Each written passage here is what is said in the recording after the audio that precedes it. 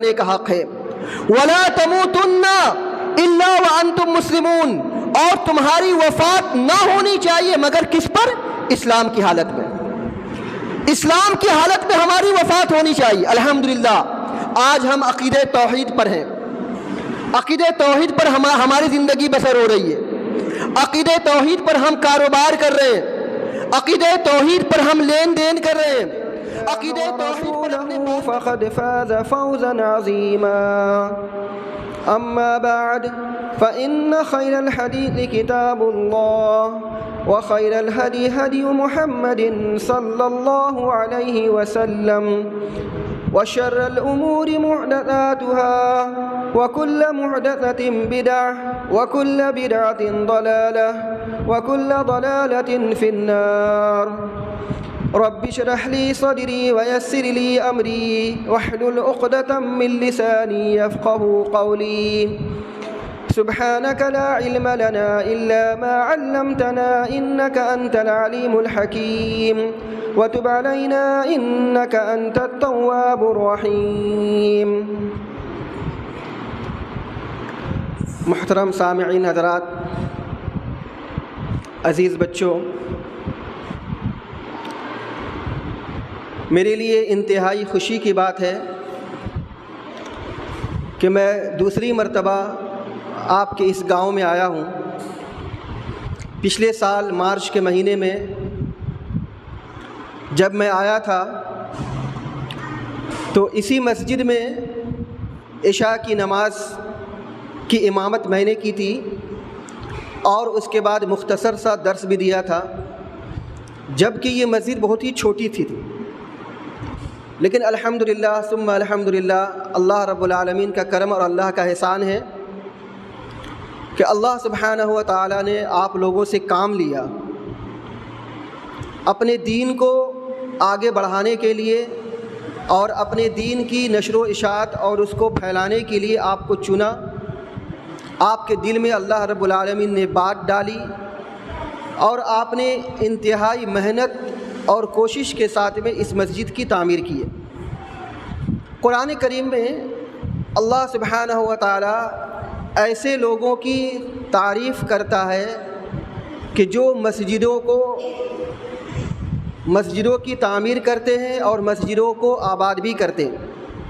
سورہ توبہ میں اللہ سبحانہ و تعالی نے ارشاد فرمایا، انما یعمر مساجد اللہ من آمن باللہ والیوم الآخر، جو اللہ پر ایمان رکھتا ہے اور آخرت کے دن پر ایمان رکھتا ہے۔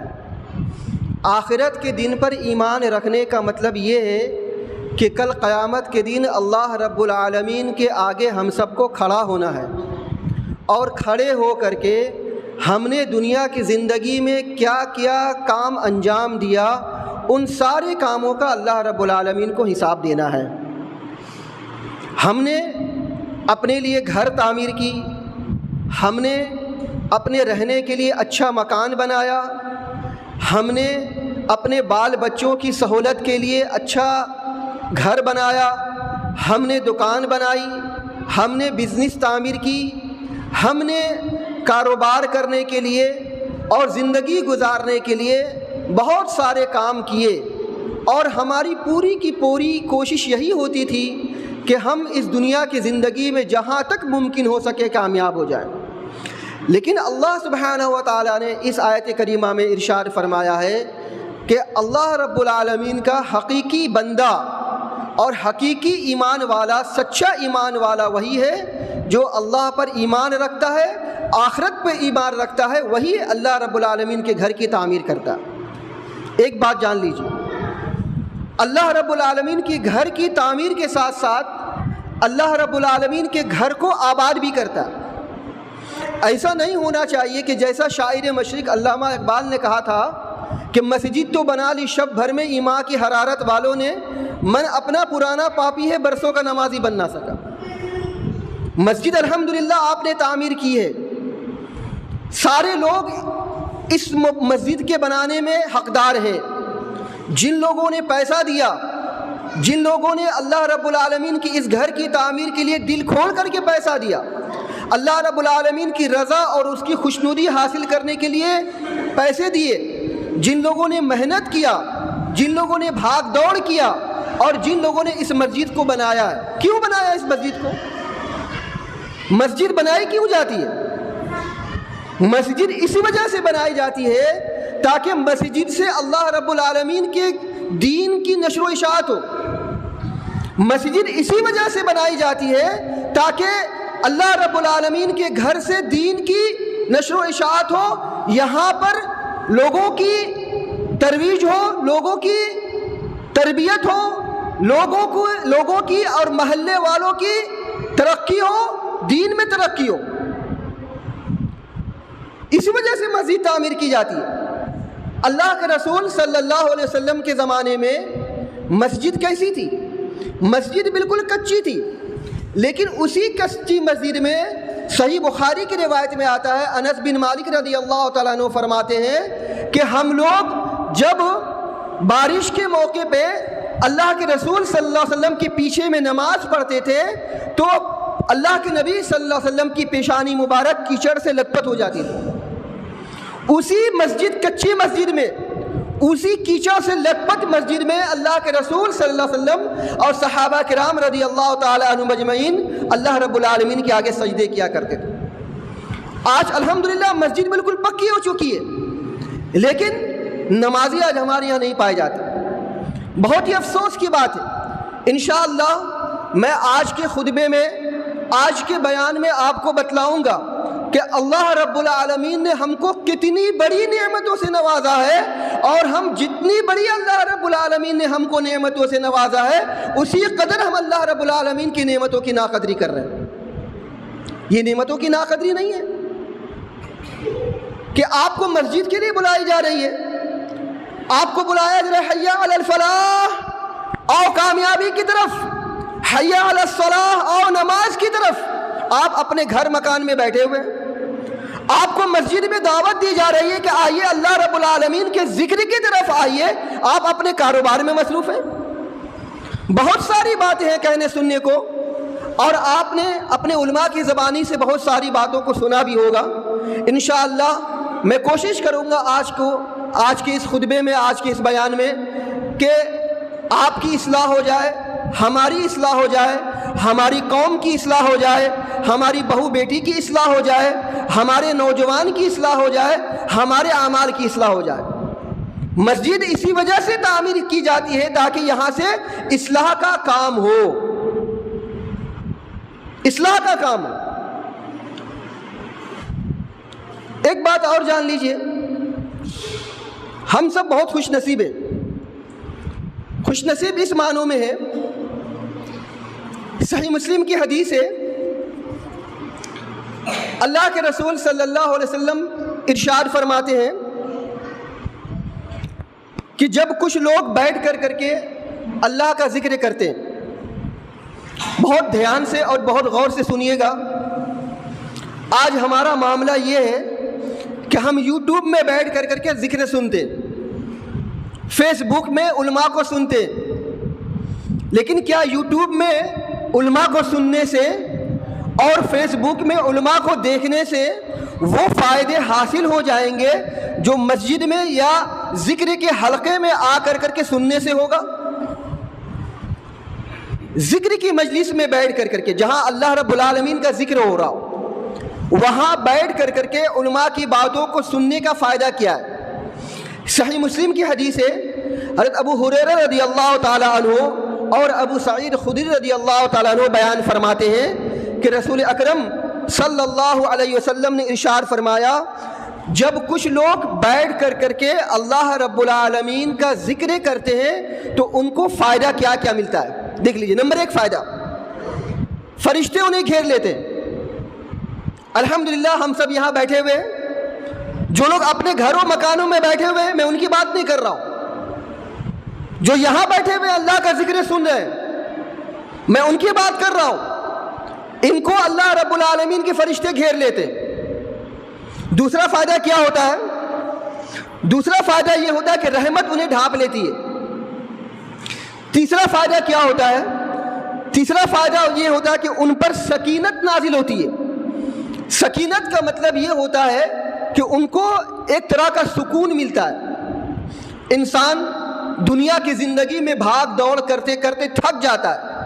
انسان اپنی زندگی میں سکون تلاش کرتا ہے. انسان چاہتا ہے کہ اس کو تھوڑی سی سکون مل جائے, تھوڑی سی راحت مل جائے. تو یہ سکون کی جگہ ہے. اللہ کے رسول صلی اللہ علیہ وسلم تیسرا فائدہ بتلاتے ہوئے فرماتے ہیں کہ ان پر سکینت نازل ہوتی ہے. چوتھا فائدہ کیا ہوتا ہے؟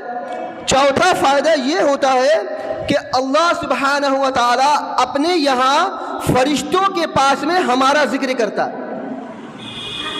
اس وقت ہم اللہ رب العالمین کا ذکر کر رہے ہوں گے اس کے گھر میں بیٹھ کر کے, اور ہمیں اللہ رب العالمین کی ذات سے امید ہے کہ اللہ سبحانہ و تعالی اپنے یہاں فرشتوں کے پاس میں ہمارا ذکر کر رہا ہوگا. قرآن کریم میں اللہ رب العالمین نے ارشاد فرمایا فاذکرونی اذکرکم, تم میرا ذکر کرو میں تمہیں یاد کروں گا, تم مجھ کو یاد کرو میں تم کو یاد کروں گا. تو الحمدللہ صحیح مسلم کی ایک اور حدیث میں ہے اللہ کے نبی صلی اللہ علیہ وسلم ارشاد فرماتے ہیں کہ اللہ سبحانہ و تعالی فرماتا ہے اپنے فرشتوں سے کہ فرشتوں تم گواہ رہو میں نے انہیں بخش دیا, ہم سب کی مغفرت ہو گئی. اس ذکر کی مجلس میں ہم بیٹھے ہوئے ہیں, اللہ رب العالمین نے ہمارے گناہوں کو بخش دیا. اور کیا فرماتا اللہ سبحانہ و تعالی؟ اللہ سبحانہ و تعالی فرماتا ہے کہ انہوں نے مجھ سے جو مانگا میں نے انہیں دیا. ہم اللہ رب العالمین کے ذکر میں یہاں بیٹھے ہوئے ہیں, اللہ رب العالمین سے کیا طلب کر رہے ہیں, کیا مانگ رہے ہیں؟ اللہ رب العالمین کی خوشنودی اور اس کی رضا مانگ رہے ہیں. اس ذکر کی مجلس میں بیٹھ کر کے ہم اللہ رب العالمین کی جنت کو مانگ رہے ہیں. ہم اس ذکر کی مجلس میں بیٹھ کر کے اللہ رب العالمین کے بنائے ہوئے جہنم سے پناہ مانگ رہے ہیں. اس ذکر کی مجلس میں بیٹھ کر کے اللہ رب العالمین سے ہم دنیا اور آخرت کی کامیابی مانگ رہے ہیں. جب یہ دعا اللہ رب العالمین سے ذکر کی مجلس میں بیٹھ کر کے مانگیں گے تو اللہ سبحانہ و تعالیٰ کا وعدہ ہے کہ میرے بندے نے مجھ سے جو کچھ مانگا ہے میں نے انہیں دیا, میں نے انہیں دیا. اور ایک بات اللہ سبحانہ و تعالیٰ اور ارشاد فرماتا ہے کہ انہوں نے مجھ سے جس چیز سے پناہ طلب کی ہے میں نے انہیں پناہ دے دی ہے. ہم نے اس ذکر کی مجلس میں اللہ رب العالمین سے اس کی ناراضگی سے پناہ مانگی ہے, اور اس ذکر کی مجلس میں ہم نے اللہ رب العالمین کی بنائی ہوئی جہنم سے پناہ مانگی ہے. اللہ سبحانہ و تعالیٰ سے دعا ہے اللہ سبحانہ و تعالیٰ ہم سبوں کو کہنے سننے سے زیادہ اس پر عمل کرنے کی توفیق عطا فرمائے. ہم سب تقریر کے عادی نہیں ہیں, نہ ہمارے عبد البشیر بھائی اور نہ شیخ ابو طاہر سلفی حفظہ اللہ تقریر کے آدمی ہیں. ہمارے استاذ محترم جناب عبد الحمید رحمانی رحمۃ اللہ علیہ فرمایا کرتے تھے, جبکہ وہ بہت بڑے مقرر تھے, فن خطابت کے وہ شہ سوار تھے, ان کو ایسا مانا جاتا تھا. جب وہ تقریر کرتے تھے, جب وہ بیان کرتے تھے تو لوگ مسلسل ان کو سنتے رہتے تھے, ذرہ برابر بھی اکتاہٹ اور گھبراہٹ نہیں ہوتی تھی, مسلسل ان کو سنتے رہتے تھے. لیکن اس کے باوجود بھی وہ کہا کرتے تھے کہ میں جلسے اور جلوسوں کا آدمی نہیں ہوں, میں بھی جلسے اور جلوسوں کا آدمی نہیں ہوں. نہ ہمارے محترم فضلت الشیخ عبد البشیر صاحب جلسوں کا عادی ہیں, اور نہ ابو طاہر سلفی حفظہ اللہ جلسوں اور جلوسوں کا آدمی ہے, نہ وہ عادی ہیں. اتنے بڑے محقق ہیں وہ فضلت الشیخ ابو طاہر سلفی حفظہ اللہ کہ میں نے ان کی کتاب پڑھی ہے.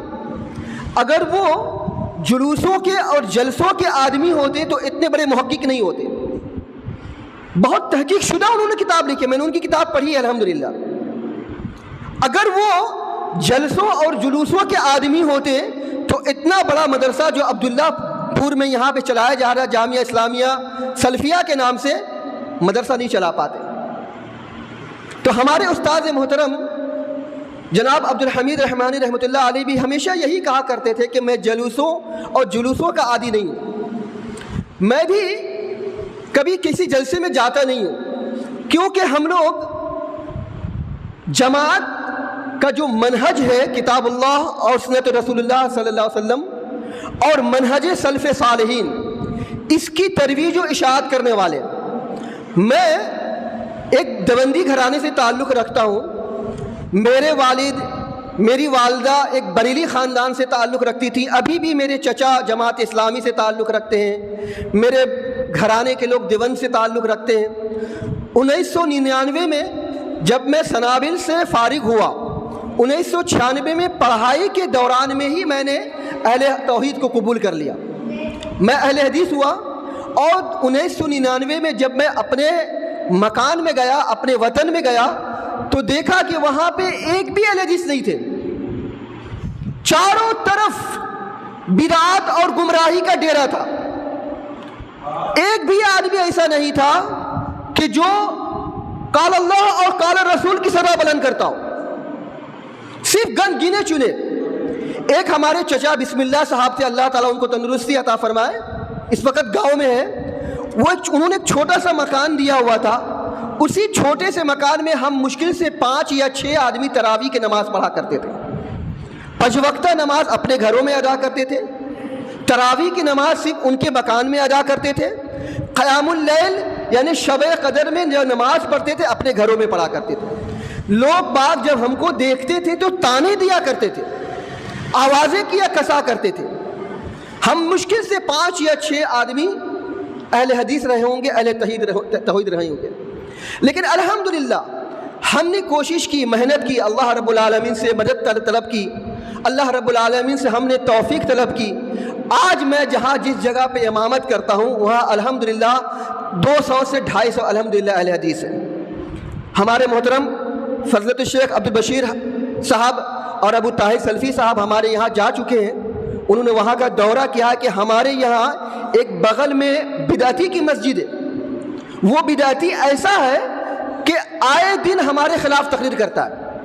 اس سے دور میں کچھ میں ایک کچی مسجد کے نام سے دیوبندی کی مسجد ہے، وہاں کے امام صاحب نے مسلسل 8 مہینے 8 ہفتے مسلسل انہوں نے رفع یدین کے خلاف تقریر کی، جبکہ وہ اس زمانے میں 2012 اور 2013 کے درمیان میں رفع یدین کس کو کہا جاتا ہے کوئی جانتا بھی نہیں تھا، رفع یدین کس کو کہتے ہیں کوئی جانتا بھی نہیں تھا۔ تو جب لوگوں نے مسلسل 8 ہفتے رفع یدین کے خلاف تقریریں سنی تو ان کے کان کھڑے ہو گئے، انہوں نے سوچا کہ بھائی رفع یدین کس چڑیا کا نام ہے، رفع یدین ہوتا کیا؟ اب وہ بھاگے میرے پاس میں آئے کہ مولانا صاحب رفع یدین کہہ رہے ہیں، رفع یدین ہے کیا چیز؟ تو ہم نے انہیں کتابیں کھول کر کے دکھائیں، صحیح بخاری، صحیح مسلم اور اسی طریقے سے صحاح ستہ کی ساری کتابیں ہم نے انہیں کھول کر کے دکھائیں، حدیث نمبر دکھلایا، ورق نمبر دکھایا، حدیث صحیح ہے کہ ضعیف ہے، ساری سیدھی چیزیں تقریباً 1:30 بجے رات کو 2 بجے رات کو ہم ان کو دکھاتے تھے، اور دکھا کر ان کو یہ بولتے تھے کہ کیا یہ رسول اکرم صلی اللہ علیہ وسلم کی حدیث نہیں ہے؟ بس مجھے ایک ہی جواب چاہیے، اگر یہ رسول اللہ صلی اللہ علیہ وسلم کی حدیث ہے کہ نہیں ہے، ہاں یا نہ، اتنا کہہ دیجئے بس۔ وہ نوجوان ان حدیثوں کو لے کر کے جایا کرتے تھے اور جا کر کے ان سے پوچھا کرتے تھے کیا رسول اللہ صلی اللہ علیہ وسلم کی حدیث نہیں ہے؟ ان سے کوئی جواب نہیں بن پڑتا تھا، کوئی جواب نہیں بن پڑتا۔ الحمدللہ ان کی جو تدبیریں تھی اللہ رب العالمین نے میرے حق میں کامیاب کر دیا، ان کی تدبیریں الٹی پڑ گئیں۔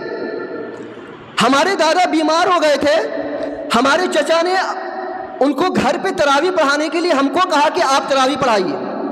ہم اپنے گھر میں اپنے دادا کو لے کر کے، اپنے چچا کو لے کر کے، کچھ دوست احباب کو لے کر کے تراویح پڑھا کرتے تھے۔ سامنے میں بدعتی کی مسجد ہوا کرتی تھی، آتے تھے نیچے سے اوپر میں پتھر مارا کرتے تھے۔ ہم نماز میں رہتے تھے، دروازے بند کر دیا کرتے تھے، ہم نماز میں رہتے تھے، آوازیں کستے تھے، زور سے دروازے پیٹتے تھے، ہر طرح سے ہمیں پریشان کرنے کی کوشش کرتے تھے۔ ابھی چند مہینہ پہلے الحمدللہ ایک نوجوان اہل حدیث ہو گیا، اس کے گھر والے اتنے زیادہ خلاف ہو گئے کہ ان کی ماں، ان کی خالہ، ان کے ابو چپل لے کے میرے پر دوڑا مارنے کے لیے کہ سارا کرایہ اسی آدمی کا ہے، اسی نے میرے بیٹے کو بہکایا۔ الحمدللہ اللہ رب العالمین کا احسان ہے۔ مولانا عبدالبشیر صاحب بتلا رہے تھے کہ الحمدللہ ہمارے یہاں پہ کوئی حنفی کا نام و نشان نہیں۔ اللہ رب العالمین نے آپ کو اہل توحید بنایا، اللہ رب العالمین نے آپ کو توحید سے نوازا، آپ اس کی قدر کیجئے۔ یہ اللہ رب العالمین کی بہت بڑی نعمت ہے۔ قرآن کریم میں اللہ رب العالمین نے ارشاد فرمایا وَأَمَّا بِنِعْمَتِ رَبِّكَ فَحَدِّثْ، اے نبی کریم صلی اللہ علیہ وسلم اپنے رب کی نعمتوں کو ظاہر کرو۔ نعمت کیا ہے؟ نعمت اسلام ہے۔ اللہ سبحانہ و تعالی نے سورہ آل عمران میں ارشاد فرمایا وَاذْكُرُوا نِعْمَةَ اللَّهِ عَلَيْكُمْ، یاد کرو اللہ رب العالمین کی اس نعمت کو جو اللہ نے تم پر کی ہے۔ اذ کنتم اعداء، جب تم لوگ دشمن تھے، فألف بین قلوبکم فاصبحتم بنعمته اخوانا، تو اللہ سبحانہ و تعالی نے تمہاری دشمنی کو دوستی میں بدل دیا اور تمہاری دشمنی کو بھائی چارگی میں بدل دیا۔ کس کی نعمت سے؟ اسلام کی نعمت سے۔ اور یاد کرو اس وقت کو جب کہ تم جہنم کے کنارے کھڑے تھے، اللہ رب العالمین نے تم کو اسی نعمت سے نکالا، اسی نعمت کے ذریعے سے تم کو اللہ رب العالمین نے جہنم کے نشان بچایا۔ یہ نعمت ہے توحید جو آپ کو اور ہم کو ملی ہے، اس کی قدر کیجئے۔ اگر آپ اس کی قدر نہیں کریں گے، اللہ رب العالمین اس سے آپ کے بارے میں پوچھے گا، اس نعمت کے بارے میں۔ آپ کو اللہ رب العالمین نے حنفی نہیں بنایا، اللہ رب العالمین نے آپ کو دیوبندی نہیں بنایا، اللہ رب العالمین نے آپ کو توحید کے لیے منتخب کیا، توحید کے لیے چن لیا۔ اللہ رب العالمین نے آپ کو اہل توحید بنایا۔ کیا مذائقہ ہے، آپ اہل توحید ہو کر بھی توحید کی قدر نہیں کرتے۔ ہم الحمدللہ وہاں سے نکل کر کے کیا ہے، بڑی تحقیق کے ساتھ میں، بڑی جافشانی کے ساتھ میں آج بھی ہم مشقت برداشت کرتے ہیں الحمدللہ اللہ رب العالمین کے رضا کے لیے، اللہ کی خوشنودی کے لیے۔ جتنا آگے بڑھتے ہیں، جتنے لوگ ہمارے ساتھ میں ہوتے اتنی زیادہ ہمیں خوشی ہوتی ہے۔ اللہ کے رسول صلی اللہ علیہ وسلم کی حدیث ہے جب تمہاری نیکی تم کو اچھی لگے سمجھ لو کہ یہ ایمان ہے۔ تمہاری نیکی تم کو اچھی لگے سمجھ لو کہ یہ ایمان ہے۔ مولانا عبدالبشیر صاحب جا کر کے دیکھ کر کے آئے ہماری چھوٹی سی مسجد کو، اسی چھوٹی سی مسجد میں ہم جمعہ کا خطبہ دیتے ہیں۔ الحمدللہ جو آدمی بھی حنفی، دیوبندی، بریلی میں سے کوئی بھی آتا ہے، ایک جمعہ سنتا ہے، الحمدللہ کبھی واپس نہیں جاتا، کبھی واپس نہیں جاتا۔ اللہ رب العالمین کا کرم، اللہ کا احسان ہے۔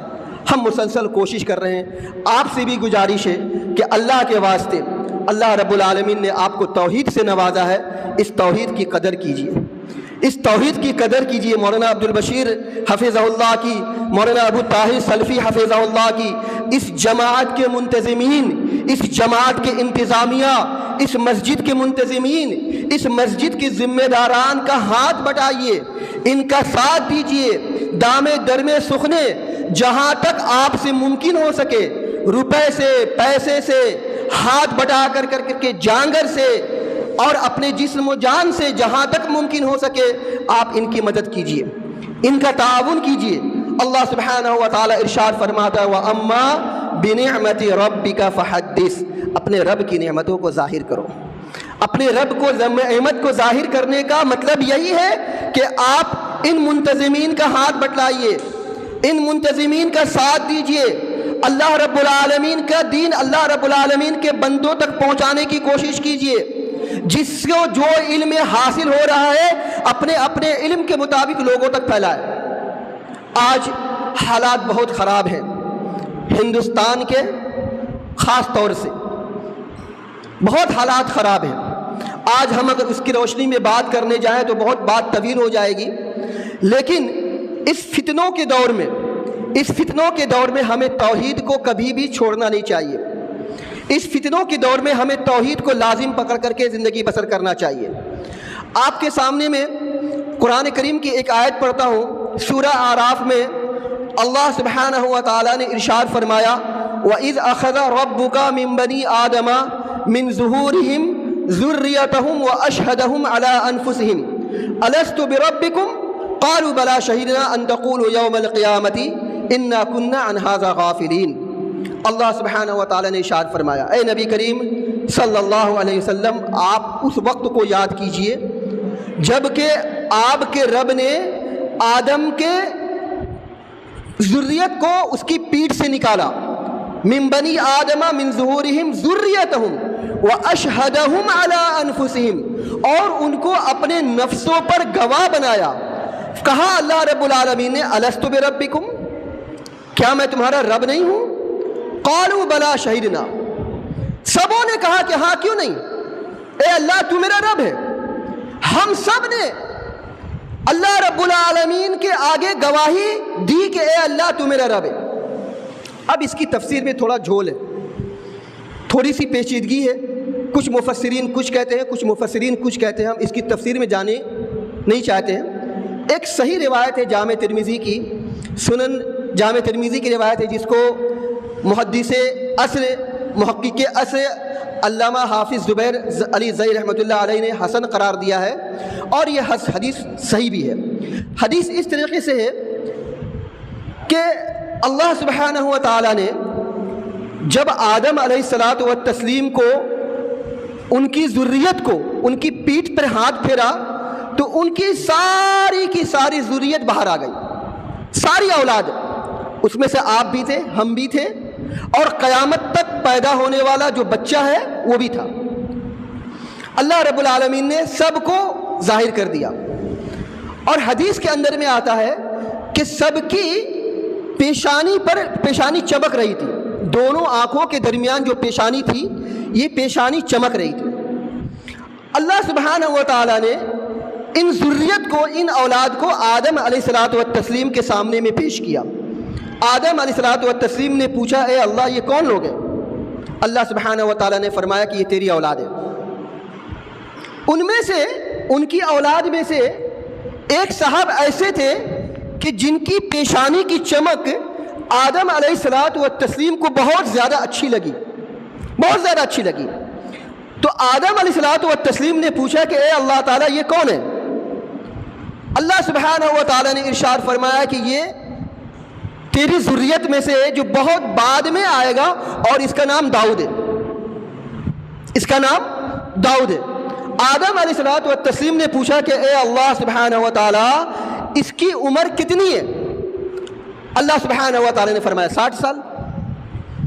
اللہ آدم علیہ الصلوۃ والتسلیم نے فرمایا کہ اے اللہ سبحانہ و تعالیٰ میری عمر کا 40 سال میرے اس بیٹے کو دے دیجیے، میرے اس بیٹے کو دے دیجیے۔ چنانچہ روایت کے اندر میں آتا ہے جب آدم علیہ الصلوۃ والتسلیم کا وقت قریب آیا تو فرشتے ان کو لے کے جانے آئے، تو آدم علیہ الصلوۃ والتسلیم نے کہا بھائی تم اتنی جلدی کیسے چلے آئے؟ ابھی تو میری 40 سال عمر باقی ہے۔ تو فرشتے نے کہا کہ آپ یاد کیجئے اس وقت کو جبکہ آپ نے اپنی عمر کے 40 سال اپنے بیٹے کو دے دیے تھے۔ اللہ کے نبی صلی اللہ علیہ وسلم ارشاد فرماتے ہیں کہ چونکہ آدم بھول گئے تھے اسی وجہ سے ان کے بیٹوں میں بھولنے کی عادت پڑ گئی۔ آدم علیہ الصلوۃ والتسلیم خطا کر گئے تھے، اسی وجہ سے ان کے بیٹوں میں خطا کرنے کی عادت پڑ گئی۔ آدم علیہ الصلوۃ والتسلیم بھول گئے تھے، انہوں نے نافرمانی کر لی تھی اللہ رب العالمین کی، تو ان کے بیٹوں میں بھی نافرمانی کرنے کی عادت ہو گئی۔ لفظ انسان کا مطلب ہوتا ہے بھولنے والا۔ ہم سب اپنی ماؤں کے پیٹ میں تھے، کسی کو کچھ یاد ہے؟ نہیں یاد ہے۔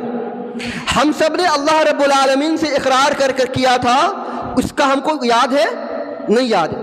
اللہ سبحانہ و تعالیٰ نے ہمیں قرآن کریم میں بتلایا، نبی اکرم صلی اللہ علیہ وسلم نے اپنی صحیح حدیث کے اندر میں ہم سب کو بتلایا کہ ہمارے ساتھ میں یہ معاملہ پیش آیا تھا۔ اب اللہ سبحانہ و تعالیٰ نے ہم سبوں کو فطرت اسلام پر پیدا کیا۔ اللہ کے رسول صلی اللہ علیہ وسلم کی حدیث ہے کل مولود یولد علی الفطرہ، کوئی بھی بچہ جو پیدا ہوتا ہے وہ فطرت اسلام پر پیدا ہوتا ہے، فطرت اسلام پر۔ اور اسلام کی بنیاد کس پر رکھی گئی ہے؟ اسلام کی بنیاد توحید پر رکھی گئی ہے۔ اور توحید کی بنیاد کس پر رکھی گئی ہے؟ توحید کی بنیاد کتاب اللہ اور سنت رسول اللہ صلی اللہ علیہ وسلم پر رکھی گئی۔ الحمدللہ ثم الحمدللہ، اللہ رب العالمین نے ہم سبوں کو اسلام جیسی نعمت سے نوازا، ورنہ اگر ہم چاہتے، اللہ رب العالمین چاہتا تو ہمیں کسی نصرانی کے گھر پیدا کرتا، کسی یہودی کے گھر پیدا کرتا، کسی مجوسی کے گھر میں پیدا کرتا، لیکن اللہ رب العالمین کا احسان ہے کہ اللہ سبحانہ و تعالیٰ نے ہم سبوں کو اسلام کی جیسی دولت سے نوازا، اسلام جیسی دولت سے اللہ رب العالمین نے ہمیں نوازا۔ تو اللہ سبحانہ و تعالیٰ ہم سے اتنا چاہتا ہے کہ اس دنیا میں جب ہم دنیا میں جب زندگی بسر کریں تو اسلام، فطرت اسلام پر زندگی بسر کریں، فطرت اسلام پر زندگی بسر کریں۔ اللہ سبحانہ و تعالیٰ کا ارشاد ہے کہ ہماری زندگی بسر ہونی چاہیے تو اللہ رب العالمین کی عبادت میں بسر ہونی چاہیے۔ قرآن کریم میں سورہ ذاریات میں اللہ سبحانہ و تعالیٰ نے ارشاد فرمایا وَمَا خَلَقْتُ الْجِنَّ وَالْإِنسَ إِلَّا لِيَعْبُدُونَ، کہ ہم نے جنوں اور انسانوں کو صرف اور صرف اپنی عبادت کے لیے پیدا کیا ہے۔ اور عبادت کب تک ہونی چاہیے؟ اللہ سبحانہ و تعالیٰ نے سورہ ہجر کی آخری آیت میں ارشاد فرمایا وَاعْبُدْ رَبَّكَ حَتَّى يَأْتِيَكَ الْيَقِينُ، اپنے رب کی عبادت مرتے دم تک کرتے رہیے۔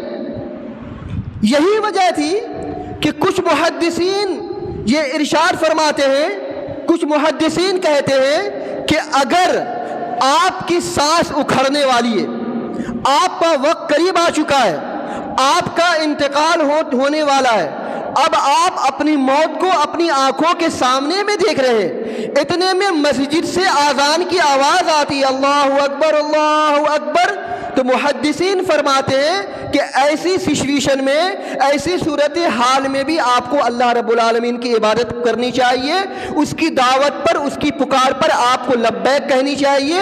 اگر اٹھ کر کے نماز پڑھ سکتے ہو تو نماز پڑھیے، بیٹھ کے نماز پڑھ سکتے ہو تو بیٹھ کے نماز پڑھیے، لیٹ کے نماز پڑھ سکتے ہو تو لیٹ کر کے نماز پڑھیے، اور اگر لیٹ کے بھی نماز نہیں پڑھ سکتے تو اشارے سے اللہ رب العالمین کی عبادت کیجیے۔ مرنے سے پہلے تک وَاعْبُدْ رَبَّكَ حَتَّى يَأْتِيَكَ الْيَقِينُ، اللہ نے ارشاد فرمایا اپنے رب کی عبادت کرو مرتے دم تک اللہ رب العالمین کی عبادت کرو۔ لیکن آج ہمارا معاملہ کیا ہے، ہمارا حال کیا ہے؟ ہم نے کون سی اسلام کو ہم نے ایکسیپٹ کیا؟ کون سے ہم نے دعوت توحید کو ہم نے قبول کیا؟ اللہ رب العالمین ہمیں 5 وقتہ نماز میں مسجد کے مؤذن کے ذریعے سے پکارتا اللہ اکبر اللہ اکبر، اللہ سب سے بڑا ہے۔ ہم اپنی دکان میں، اپنے مکان میں بیٹھے ہوئے، ہماری دکان ہمارے لیے سب سے بڑی ہے،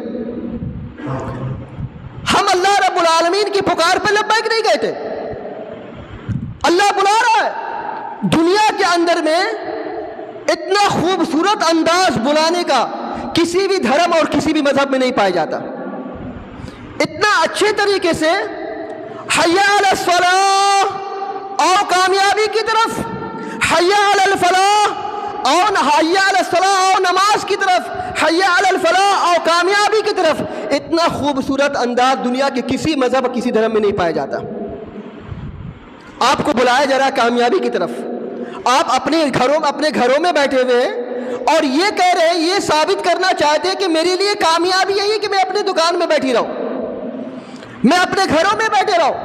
کیا فرمایا اللہ سبحانہ و تعالیٰ نے؟ فلا صدق ولا صلی، اس کو جب بلایا جاتا تھا آؤ نماز کی طرف، تو نماز نہیں پڑھتا تھا۔ فلا صدق، نہ اس نے مؤذن کے بلاوے کی تصدیق کی اور نہ نماز پڑھی، نہ مؤذن کے بلاوے پر لبیک کہا اور نہ اللہ رب العالمین کے آگے سر جھکایا۔ کون سے اسلام کو ہم نے ایکسپٹ کیا؟ کون سے ہم اللہ رب العالمین کی نعمتوں کی قدر کر رہے ہیں؟ یہ اللہ رب العالمین کی نعمتوں کی ناقدری نہیں ہے، معاف کیجیے گا بات تھوڑی تلخ ہے، لیکن حقیقت یہی ہے کہ ہم نے اللہ رب العالمین کی اس نعمت کی ناقدری بہت بری طریقے سے کی ہے۔ اللہ سبحانہ و تعالی ہم سبوں کو ناقدری سے بچنے کی توفیق عطا فرمائے۔ اللہ سبحانہ و تعالی ہم سبوں سے مخاطب ہو کے ارشاد فرمائے، یا ایھا الذین آمنوا اتقوا اللہ حق تقاتہ ولا تموتن الا وانتم، لا الہ الا اللہ کی بنیاد پر نہ ہوئی تو اللہ کے رسول صلی اللہ علیہ وسلم کی حدیث ہے، جو آدمی شرک کی حالت میں مرتا ہے اللہ سبحانہ و تعالی اس پر جنت کو حرام قرار دیتا ہے، اللہ تعالیٰ اس پر جنت کو حرام کر دیتا۔ اس لیے اگر اللہ رب العالمین نے آپ کو عقیدہ توحید سے نوازا ہے تو اللہ سے دعا کیجئے کہ ہماری زندگی عقیدہ توحید پر گزرے اور عقیدہ توحید پر ہی ہماری وفات ہو، عقیدہ توحید پر ہماری وفات ہو۔ تو اللہ سبحانہ و تعالیٰ قرآن مجید میں ارشاد فرماتا یا ایھا الذین آمنوا اتقوا اللہ حق تقاتہ ولا تموتن الا وانتم مسلمون۔ یوسف علیہ الصلاۃ والتسلیم اللہ رب العالمین سے یہ دعا فرمایا کرتے تھے توفنی مسلما والحقنی بالصالحین، اے میرے پروردگار میری وفات فرما تو اسلام کی حالت میں میری وفات فرما اور مجھے نیک لوگوں سے ملا دے۔ کس کی دعا؟ یوسف علیہ الصلاۃ والتسلیم کی دعا۔ یوسف علیہ السلام ایک نبی ہے، نبی ہونے کے باوجود بھی اللہ رب العالمین سے کس بات کی دعا کر رہے ہیں؟ میری زندگی گزرے تو اسلام پر گزرے اور میری وفات ہو تو اسلام کے حالت میں میری وفات ہو۔ تو ہمیں چاہیے عقیدہ توحید کو سمجھیے، عقیدہ توحید کو اگر اللہ ہم نے قبول کیا ہے تو عقیدہ توحید پر ہی ہماری وفات ہونی چاہیے۔ مومن کی کیا دعا ہے؟ مومن جب اللہ رب العالمین سے مانگتا ہے تو کیا دعا کرتا ہے؟ مومن دعا کرتا ہے ربنا فاغفر لنا ذنوبنا وکفر عنا سیئاتنا وتوفنا مع الابرار، اے میرے پروردگار ہمارے گناہوں کو بخش دے، ہمارے پروردگار ہمارے گناہوں کو مٹا دے، وتوفنا مع الابرار، اور اے میرے پروردگار جب میری وفات ہو تو نیک لوگوں کی طرح میری وفات ہو یا نیک لوگوں کے ساتھ میری وفات ہو۔ یہ ہم ایمان والے دعا کرتے ہیں، ایمان والے دعا کرتے ہیں۔ اور ہم میں سے ہر آدمی نماز جنازہ تو ضرور پڑھتا ہوگا، اور ہم میں سے ہر کسی کو امید کرتا ہوں جنازہ کی دعا یاد ہوگی۔ جنازہ کی اگر دعا یاد نہیں ہے تو اللہ کے واسطے جنازہ کی دعا یاد کر لیجیے، جنازہ کی دعا یاد کر لیجیے، اس لیے کہ آپ سب اہل توحید ہیں۔ اہل توحید کا نماز جنازہ اہل توحید ہی پڑھائے تو زیادہ بہتر ہے، ورنہ ہمارے آبا و اجداد، ہماری امی خود انتقال ہوئی شرک کی حالت میں، ہماری امی کی وفات ہوئی بدعت کی حالت میں، میں اپنی امی کی نماز جنازہ نہ پڑھ سکا، بیٹا ہو کر کے بھی نماز جنازہ نہ پڑھ سکا۔ اللہ کے رسول صلی اللہ علیہ وسلم صحیح مسلم کی روایت میں آتا ہے کہ اللہ کے رسول صلی اللہ علیہ وسلم جب اپنی والدہ کے لیے دعا کیا کرتے تھے مغفرت کی، تو اللہ سبحانہ و تعالیٰ نے آپ کو منع کر دیا کہ آپ اپنی والدہ کے لیے مغفرت کی دعا نہیں کر سکتے، ہاں اپنے والدہ کی قبر کی زیارت کر سکتے تھے۔ صحیح مسلم کی روایت میں آتا ہے کہ اللہ کے نبی صلی اللہ علیہ وسلم جب بھی اپنی والدہ کی قبر کی زیارت کرتے تھے تو رویا کرتے تھے، قبر کی زیارت کرتے وقت رویا کرتے تھے۔ نماز جنازہ کی دعا اگر آپ سب کو یاد نہیں ہے تو یاد کر لیجئے، بہت ہی اس کے اندر میں معنی رکھتا ہے، بڑی گہرائیاں رکھتا ہے۔ آپ کو چاہیے اللہ کے رسول صلی اللہ علیہ وسلم جب بھی نماز جنازہ پڑھا کرتے تھے، جب بھی نماز جنازہ میں دعا پڑھتے تھے تو اللہ کے رسول صلی اللہ علیہ وسلم اتنے گریہ وزاری کے ساتھ میں دعا کرتے تھے کہ ایک صحابی عبداللہ ابن مسعود رضی اللہ تعالیٰ نے فرمایا کہ کاش اس میت کی جگہ میں ہوتا۔ اللہ کے رسول صلی اللہ علیہ وسلم اتنی گریہ وزاری کے ساتھ میں نماز جنازہ کی دعا پڑھتے تھے کہ عبداللہ ابن مسعود رضی اللہ تعالیٰ عنہ فرماتے کاش اس میت کی جگہ میں ہوتا۔ اس جنازے میں کیا ہے؟ جنازہ میں یہ ہے اللہم من احییتہ منا فاحیہ علی الاسلام ومن توفیتہ منا فتوفہ علی الایمان۔ اس نماز جنازے کی دعا میں یہ دعا کیا گیا ہے کہ اے اللہ تو ہم میں سے جس کو زندہ رکھے اسلام کی حالت میں زندہ رکھے، وَمَن تَوَفَّيْتَهُ مِنَّا فَتَوَفَّهُ عَلَى الْإِيمَانِ، اور ہم میں سے تو جس کو بھی مار اسلام کی اور ایمان کی حالت میں مار۔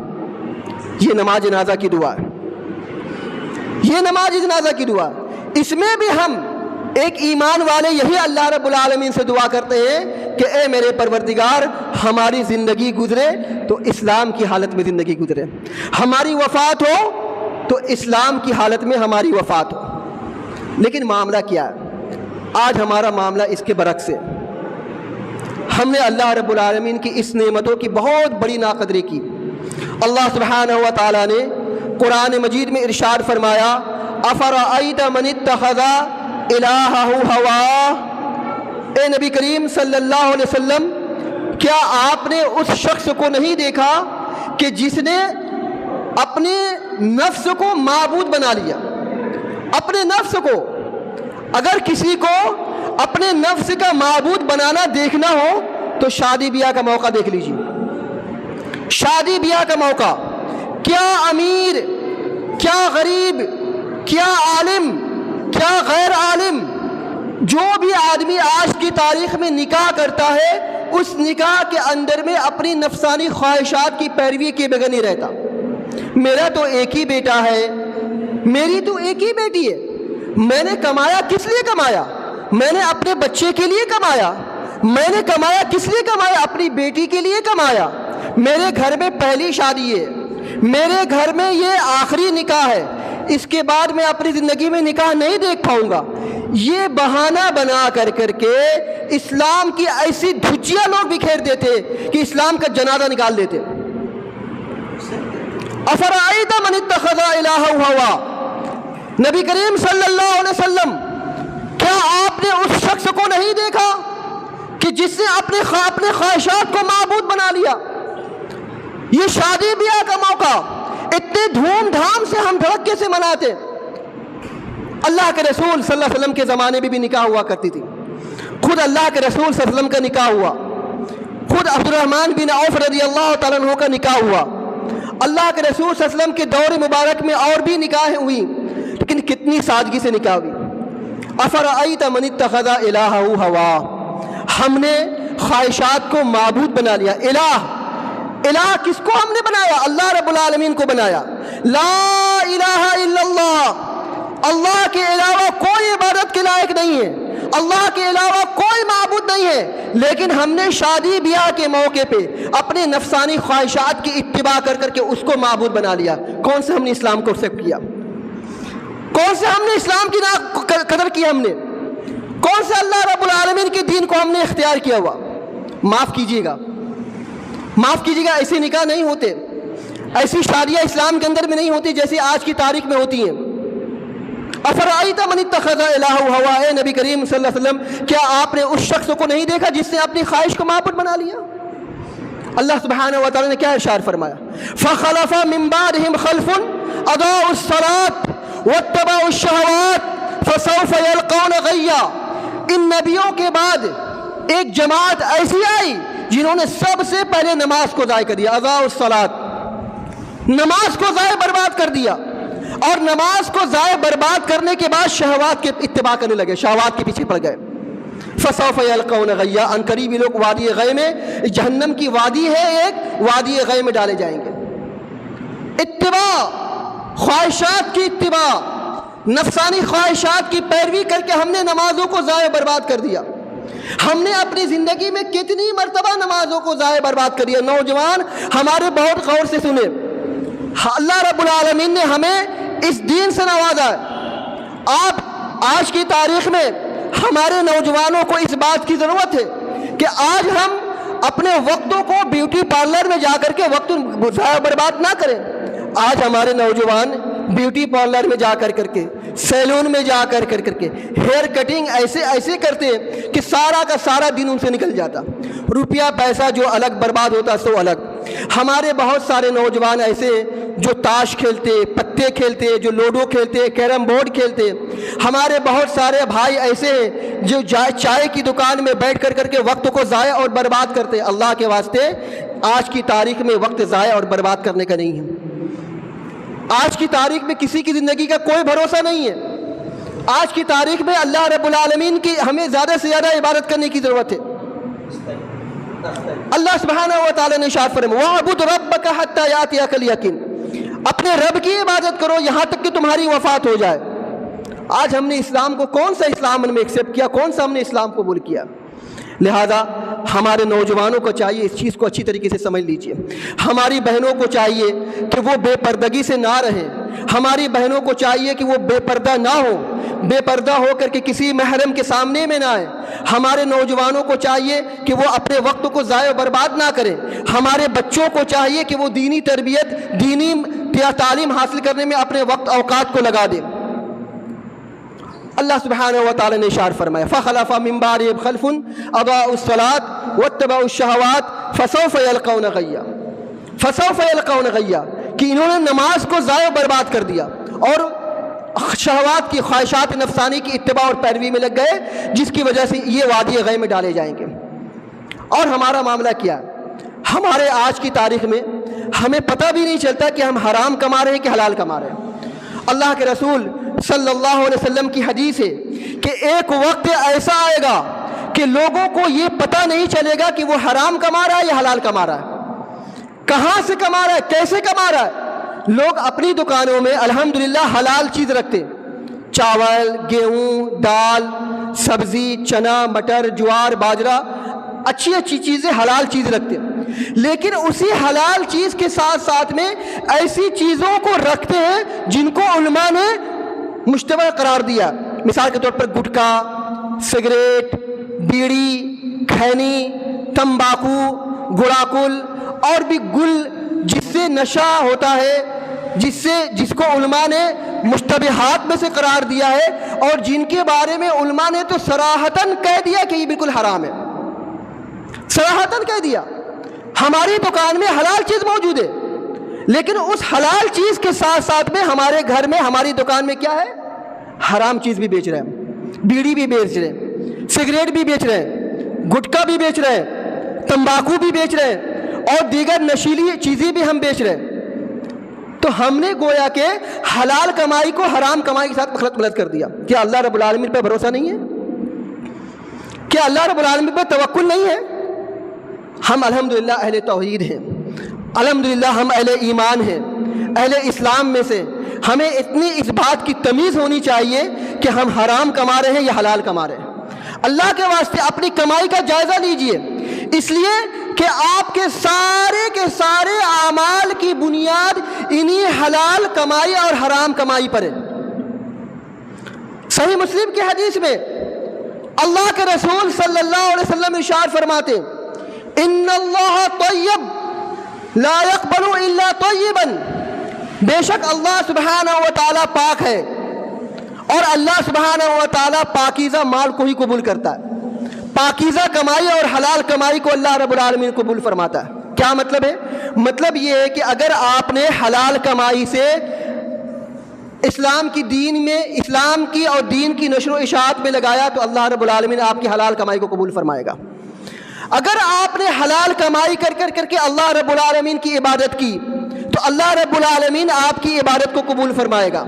اگر آپ نے حلال کمائی کر کے چاہے تھوڑا ہی کیوں نہ ہو اسی پر صابر رہ کر کے، اسی پر شاکر رہ کر کے اگر آپ نے حلال کمائی سے اللہ رب العالمین کی عبادت کی تو اللہ رب العالمین آپ کی عبادت کو قبول فرمائے گا۔ ورنہ اسی حدیث کے اندر میں اللہ کے نبی صلی اللہ علیہ وسلم ارشاد فرماتے ہیں کہ ایک آدمی بہت دور سے آتا ہے اور بڑی امید کے ساتھ میں آتا ہے کہ میں اللہ رب العالمین کی عبادت کروں گا، اللہ رب العالمین کے آگے جھولی پھیلاؤں گا، اللہ رب العالمین کے آگے دامن پھیلاؤں گا، امید ہے کہ اللہ رب العالمین میری دعا قبول فرما لے گا۔ کیا فرماتے؟ یا رب، اے میرے پروردگار، اللہ کے رسول صلی اللہ علیہ وسلم ارشاد فرماتے وَمَطْعَمُهُ حَرَامٌ، اس کا کھانا حرام، وَمَشْرَبُهُ حَرَامٌ، اس کا پینا حرام، وَغُذِيَ بِالْحَرَام، اور اس کو جو غذا مل رہی وہ بھی حرام طریقے سے مل رہی ہے۔ جو غذا کھا کر کے وہ تقویت پا رہا ہے، جو غذا کھا کر کے وہ پل رہا ہے، بڑھ رہا ہے، جو غذا کھا کر کے اس کو طاقت مل رہی ہے، وہ غذا کیا ہے؟ حرام غذا، حرام طریقے سے اس کی پرورش ہو رہی ہے، اس کے بال بچوں کی پرورش حرام طریقے سے ہو رہی ہے، اس کو جو طاقت مل رہی ہے وہ حرام طریقے سے مل رہی ہے، وہ جو آگے بڑھ رہا ہے کمائی میں، دنیا داری کے معاملے میں، وہ حرام طریقے سے بڑھ رہا ہے۔ اللہ کے رسول صلی اللہ علیہ وسلم ارشاد فرمایا فَأَنَّا يُسْتَجَابُ لِذَلِكَ، اس کی یہ دعا اللہ رب العالمین کیسے قبول فرمائے گا؟ تو حرام کمائی سے اللہ رب العالمین آپ کی کوئی عبادت قبول نہیں کرے گا، چاہے آپ کی نماز ہو، چاہے آپ کا روزہ ہو، چاہے آپ کی زکوٰۃ ہو، چاہے آپ کا حج عمرہ ہو، چاہے چھوٹی سے چھوٹی نیکی ہو، چاہے بڑی سے بڑی نیکی ہو، اگر آپ نے حرام طریقے سے کمایا ہے تو اللہ سبحانہ و تعالیٰ آپ کی نیکی، آپ کی عبادت آپ کے منہ پر بھی مارے گا۔ اللہ نہ کرے ہم میں سے کوئی گھر میں بیمار ہو اور وہ بہت زیادہ بیمار ہو، ICU میں بھرتی ہو، ڈاکٹر نے کہہ دیا بس اب کوئی معاملہ نہیں ہو سکتا، اب کچھ نہیں ہو سکتا سوائے اللہ رب العالمین کی سے دعا کرنی. جائیے گھر جائیے، اللہ سے دعا کیجیے، شاید ہو سکتا ہے کہ اللہ سبحانہ و تعالیٰ آپ کی دعا قبول کر لے اور آپ کا مریض بچ جائے. آپ کا عزیز بیٹا، آپ کا بھائی، آپ کی ماں، آپ کی والدہ، آپ کی بیوی، آپ کا بہت ہی قریب جو ICU میں بھرتی ہے، جس کو ڈاکٹر نے جواب دے دیا ہے، آپ بڑی امید لے کر کے بڑے آسرے کے ساتھ میں، بڑے سہارے کے ساتھ میں اللہ رب العالمین کے آگے جا کر کے دو آنسو بہاتے ہیں، اے اللہ میرے فلاں کو اچھا کر دیجئے، اللہ اے اللہ میرے فلاں کو صحت دے دیجئے، اللہ بڑی گریہ وزاری کے ساتھ آنسو بہا کر کے آپ اپنے مریض کی دعا، اپنے مریض کے لیے دعا کرتے ہیں، حالانکہ آپ حرام طریقے سے کماتے ہیں. اس حدیث کی روشنی میں آپ اپنے کمائی کا جائزہ لیجئے، کیا اللہ سبحانہ و تعالیٰ آپ کی دعا قبول کرے گا؟ جب اللہ رب العالمین آپ کی دعا نہیں قبول کرے گا تو آپ کا وہ مریض، آپ کا وہ عزیز جو ICU میں بھرتی ہے، جس کو ڈاکٹر نے جواب دے دیا ہے، اس کی صحت یابی کیسے ہوگی؟ اس کی صحت یابی کیسے ہوگی؟ اس کا ذرا اندازہ لگا لیجیے. اس لیے میں بارہا کہتا ہوں، اپنے یہاں بھی میں بارہا کہتا ہوں کہ اللہ کے واسطے اپنی کمائی کا جائزہ لیجیے. کمائی اگر آپ کی تھوڑی سی ہو، لیکن اگر وہ کمائی حلال طریقے سے ہو تو اللہ رب العالمین آپ کی چھوٹی سی چھوٹی نیکی بھی وہ اللہ بڑا بنا کر کے آپ کے لیے پیش کر دے گا. اس لیے اللہ رب العالمین پہ توکل بھروسہ کیجیے. آج کے دور میں یہ کمپٹیشن کا دور، یہ آگے بڑھنے کا دور، یہ ایک دوسرے سے سبقت کرنے کا دور، ایک دوسرے کو پچھاڑنے کے دور کے چکر میں آج ہم اس بات کو بھول گئے ہیں کہ آج ہم حرام طریقے سے کما رہے ہیں یا حلال طریقے سے کما رہے ہیں. ہماری کمائی کا ہمیں اندازہ نہیں ہو رہا. اس لیے عقیدہ توحید پر رہنے کے لیے سب سے بنیادی ضروری چیز یہ ہے کہ اپنی کمائی کا جائزہ لیجیے. اپنی کمائی کا جائزہ لیجیے. اللہ نہ کرے ہم میں سے کوئی حرام طریقے سے کما رہا ہو اور ہم میں سے اس کو پتہ بھی نہ ہو اور ہماری ساری کی ساری عبادت ضائع اور برباد ہو جا رہی ہے. ساری کی ساری عبادت. بہت ساری باتیں ہیں. اور آخری بات آپ اور سماعت کر لیجیے. ہم سب نے لا الہ الا اللہ کا اقرار کیا. لا الہ الا اللہ کا مطلب کیا ہے؟ لا الہ الا اللہ کا مطلب یہ کہ اللہ کے سوا کوئی عبادت کے لائق نہیں ہے. اللہ کے سوا کوئی عبادت کے لائق نہیں ہے. اسی طریقے سے لا الہ الا اللہ کا ایک مطلب یہ ہے، قرآن کریم میں اللہ سبحانہ و تعالیٰ نے ارشاد فرمایا، تم مجھ سے ڈرو، میرے علاوہ کسی سے مت ڈرو. تم مجھ سے ڈرو، میرے علاوہ کسی سے مت ڈرو. یہ لا الہ الا اللہ کی بنیاد ہے. آپ اس قرآن کریم کی آیت کی روشنی میں اندازہ کیجئے کہ آپ اللہ رب العالمین کی پکڑ سے ڈرتے ہیں یا دنیا سے ڈرتے ہیں. لا الہ الا اللہ کی بنیاد اس پر رکھی گئی ہے، والذین آمنوا اشد حبا للہ.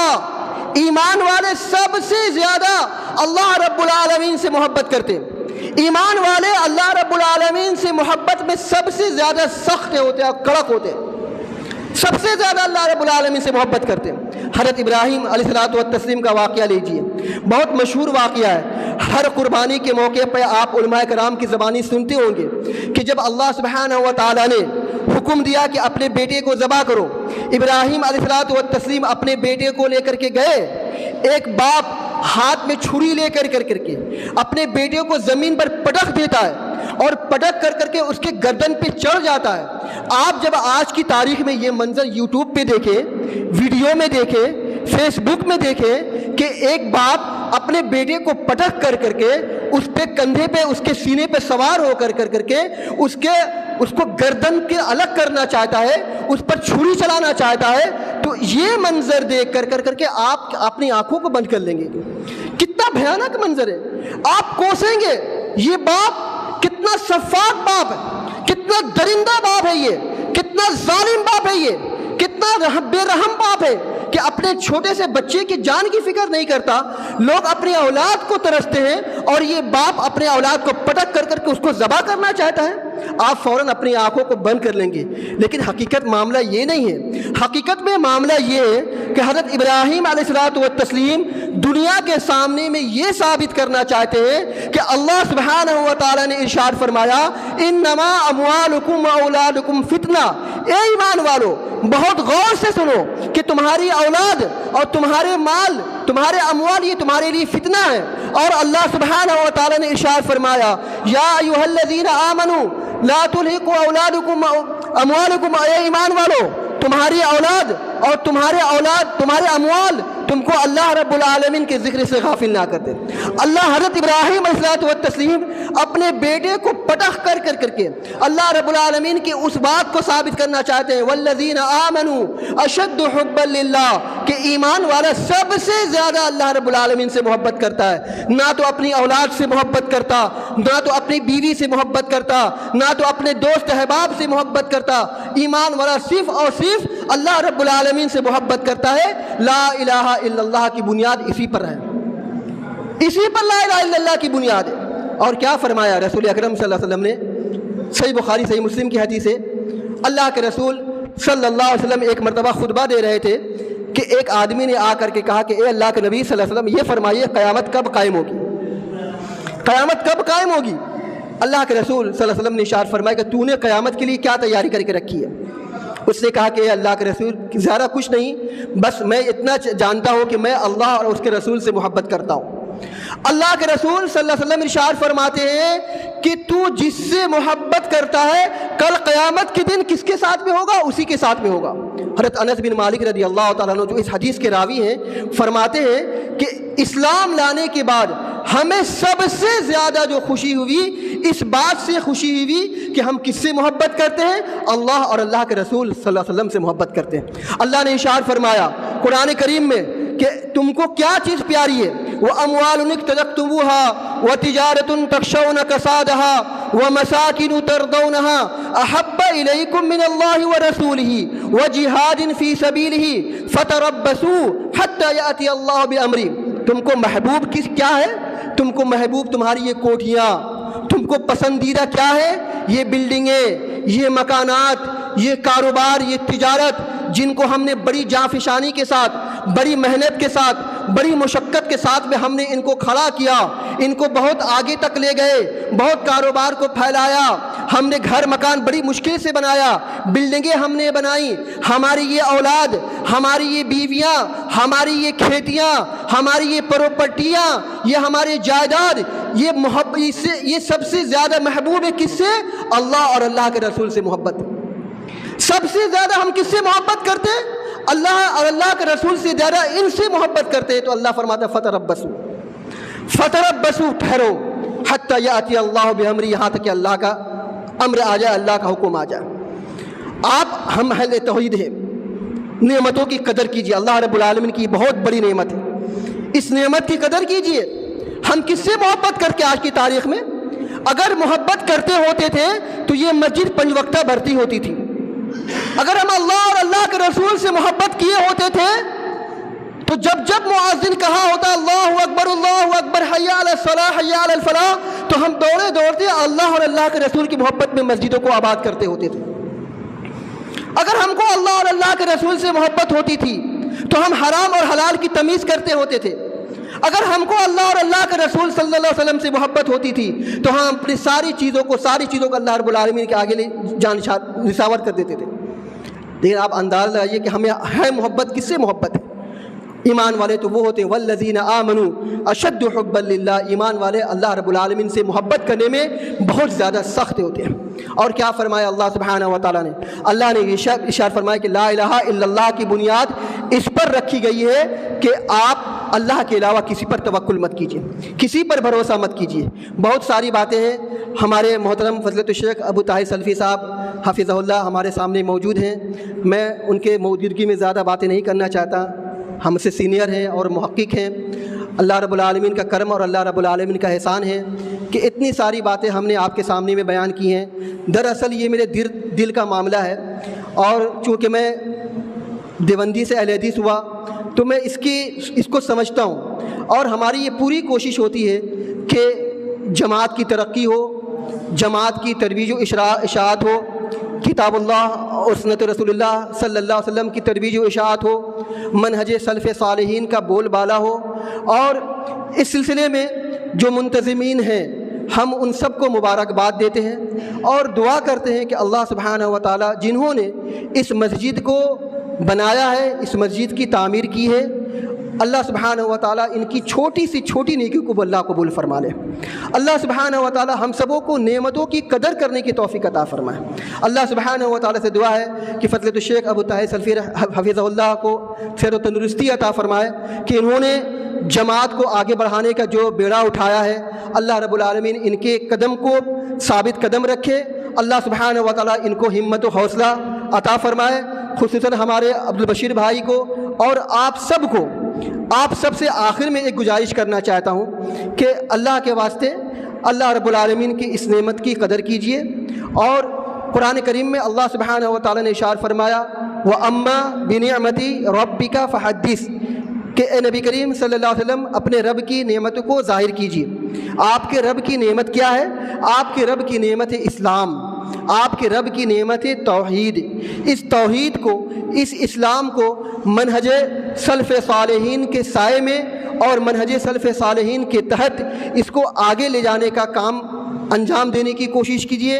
یہاں کے منتظمین، یہاں کے ذمہ داران، خصوصاً ابو طاہر سلفی حفظہ اللہ اور عبدالبشیر صاحب حفظہ اللہ کا خصوصی طور پر تعاون کیجیے تاکہ یہ لوگ کام کو انجام دے سکے۔ اور میں نے پہلے بھی آپ کو بتلایا ہے کہ میں جلسوں اور جلوسوں کا آدمی نہیں ہوں، ہمارا کام یہی ہے کہ دعوت اللہ کرنا، اللہ کا دین اللہ کے بندوں تک پہنچانا۔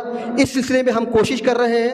اللہ سبحانہ و تعالی ہماری کوششوں کو قبول فرمائے، اللہ سبحانہ و تعالی آپ سبوں کی کوششوں کو قبول فرمائے، اللہ سبحانہ و تعالی ہم سبوں کو نعمتوں کی قدر کرنے کی توفیق عطا فرما، اللہ سبحانہ و تعالی ہم سبوں کو سچا پکا اسلام سے نوازے، اللہ سبحانہ و تعالی ہم سبوں کو اسلام پر چلنے کی توفیق عطا فرما۔